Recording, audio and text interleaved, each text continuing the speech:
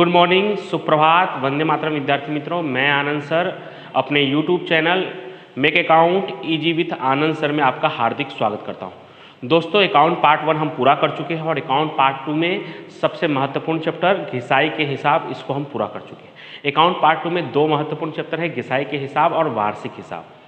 इसमें से हमने घिसाई का हिसाब पूरा कर लिया, यानी पार्ट 2 पूरा कर लिया है और अब हम सीखने वाले हैं पार्ट 3।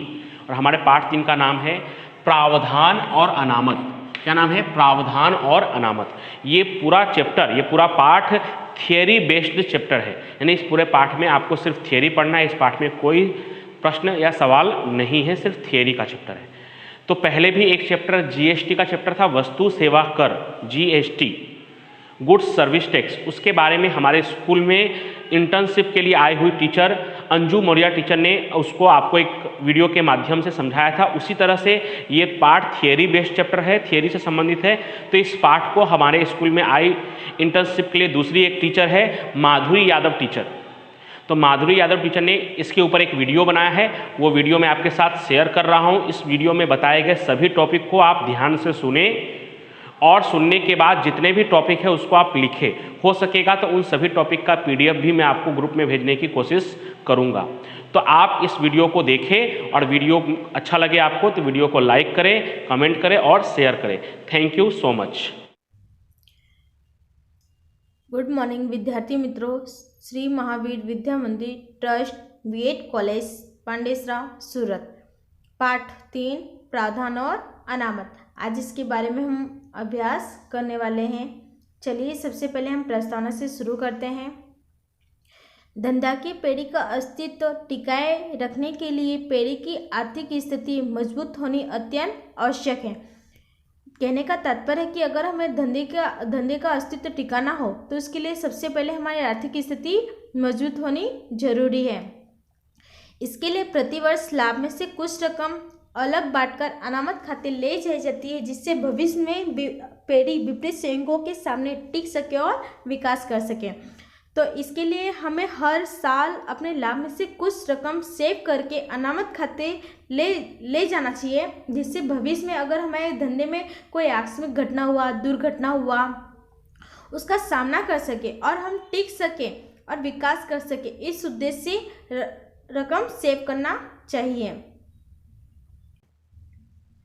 इस उद्देश्य को सिद्ध करने के लिए बुद्धिमत्ता या दूरदर्शिता के सिद्धांत का भी हिसाबों में अमल किया जाता है। बुद्धिमत्ता मीन्स अपने बुद्धि के तर्क पर, दूरदर्शिता मीन्स दूर की सोचने समझने वाले के सिद्धांत का भी अपने हिसाबों में अमल किया जाता है। दूरदर्शिता के सिद्धांत के अनुसार भविष्य में होने वाले खर्च या संभावित नुकसान के सामने पहले से ही धंधे की आय में से कुछ आय अलग रखकर प्रावधान खाते ले जाई जाती है। इस प्रकार अनामत और प्रावधान धंधे की दीर्घकालीन आर्थिक मजबूती में वृद्धि करता है और आकस्मिक के सामने धंधों को रक्षा प्रदान करता है। इस प्रकार अनामत की रकम और प्रावधान की रकम यह हमारे धंधे में लंबे समय तक आर्थिक स्थिति मजबूत कर सकता है और हमें आकस्मिक घटनाओं के सामने रक्षा और सुरक्षा प्रदान करता है। चलिए हम प्रावधान का अर्थ देखते हैं। प्रावधान अर्थात भविष्य को पहचान सके परंतु जिसकी रकम निश्चित तरह से तय ना कर सके, ऐसे संभावित जिम्मेदारी अदा करने के लिए लाभ में से अलग रखी गई रकम। प्रावधान की रकम से हमें प्रावधान के डेफिनेशन से हमें ये पता चलता है कि प्रावधान की जो रकम है ये निश्चित तरह से तय नहीं है, लेकिन हमारे लिए एक संभावित जिम्मेदारी है जो हमें अदा करना है। एग्जाम्पल के तौर पे जैसे कि आपके घर में बिजली बिल आती ही होगी, आपको ये पता है कि हमारे लिए भविष्य में बिजली बिल हमें पे करना है, लेकिन कितना पे करना है ये हमें पता नहीं है। तो वो हुआ हमारा प्रावधान कि हमें एक पर्टिकुलर पर्पस होता है कि हमें बिजली बिल पे ही करना है और आपको लाभ हुआ हानि हुआ ये नहीं है, लेकिन आपको अपने बिजली बिल पे करने के लिए आपके लाभ में से रकम को सेव करके रखना पड़ेगा कि हमें आने वाले भविष्य में हम बिजली बिल पे कर दें। इस उद्देश्य से जो रकम हम अलग रखे रहते हैं वो हमारे लिए प्रावधान कहलाती है। और प्रावधान की रकम यह निश्चित है कि हमें चुकानी है, लेकिन यह निश्चित नहीं है कि प्रावधान की रकम कितनी चुकानी है। आपको लाभ हो या हानि हो, लेकिन आपको वो पे करना ही होगा। इंश्योरेंस, दूसरा है एग्जाम्पल इंश्योरेंस।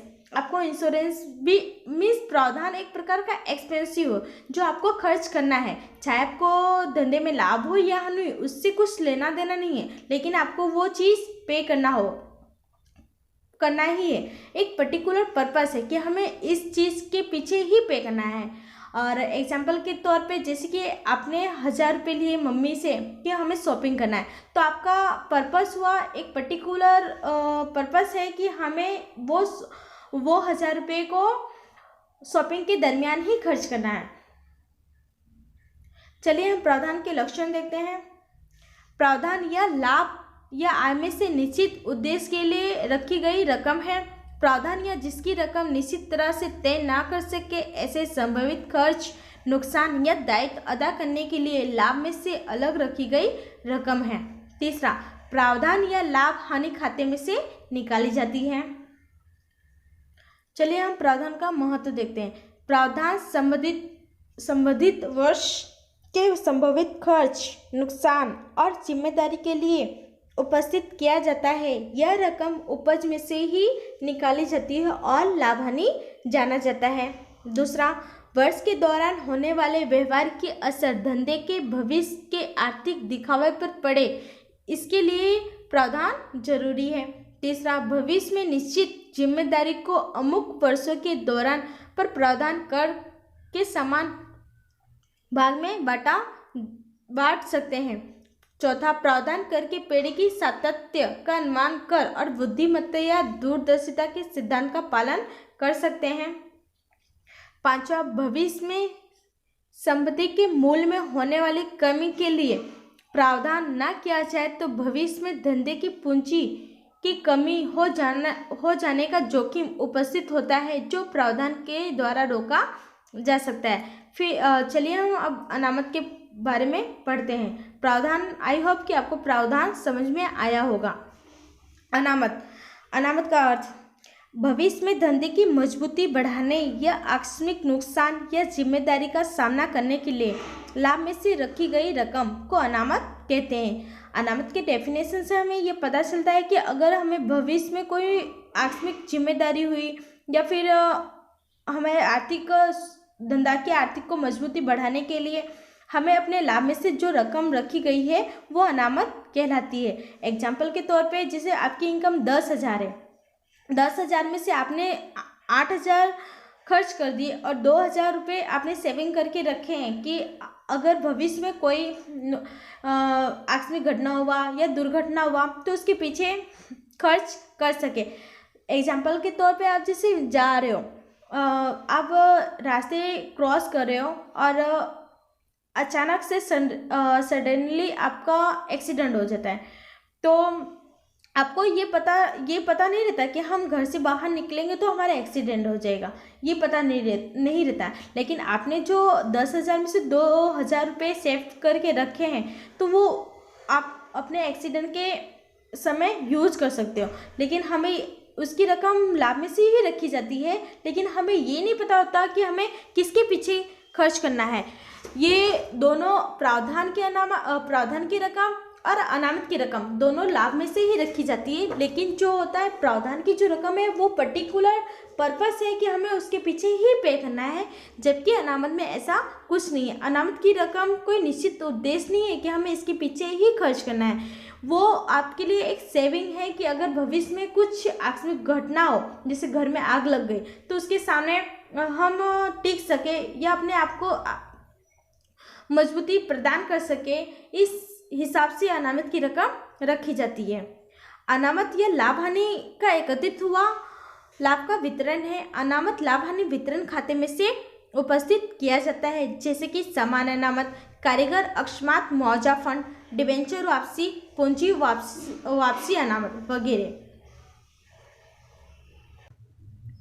अनामत के लक्षण। अनामत या धंधे की आर्थिक मजबूती के लिए, विकास के लिए, आकस्मिक आवश्यकताओं का सामना करने के लिए उपस्थित किया जाता है। मैं इसके डेफिनेशन में ही हमें यह पता चल गया था कि अनामत की रकम जो होती है हमारे धंधे की आर्थिक मजबूती के लिए होती है और विकास के लिए होता है, या फिर आकस्मिक घटना दुर्घटना उसके सामने टिक सके इस उद्देश्य के लिए किया जाता है। अनामत लाभ हानि वितरण खाते से उपस्थित किया जाता है। कई अनामत कानूनन उपस्थित आवश्यक है। अनामत का महत्व, दीर्घकालीन जिम्मेदारी को चुकाने के लिए अनामत का उपयोग कर सकते हैं। लाभ में से प्रति वर्ष कुछ रकम अनामत खाते ले जाने से धंधे की वित्तीय यानी मौद्रिक मजबूती में वृद्धि होती है। अनामत का उपयोग करके कंपनी वर्ष दर वर्ष डिविडेंड की समतुला बनाए रख सकती है। धंधे में पर्याप्त अनामत हो तो अनिश्चित या फिर आकस्मिक खर्च नुकसान का सामना कर सकते हैं। कई कानूनी और आवश्यकताओं का पालन करने के लिए अनामत उपस्थित किया जाता है। आशा करती हूँ कि आपको अनामत और प्रावधान दोनों के बीच में डिफरेंट क्या है, आई होप कि आपको समझ आया।